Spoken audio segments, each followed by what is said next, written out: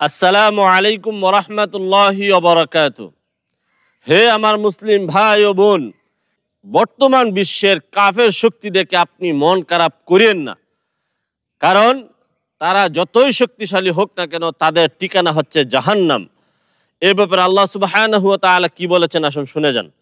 আল্লাহ সুবহানাহু ওয়া তাআলা পবিত্র কোরআন মাজিদের 2 নম্বর সূরার 39 নম্বর আয়াতের মধ্যে বলেছেন, ওয়াল্লাযীনা কাফারু ওয়া কাযযাবু বিআয়াতিনা, যারা কুফরি করেছে এবং যারা আমার আয়াতকে অস্বীকার করেছে, উলাইকা আসহাবুন নার, তারা জাহান্নামের অধিবাসী, হুম ফিহা খালিদুন, তারা সেখানে চিরকাল থাকবে।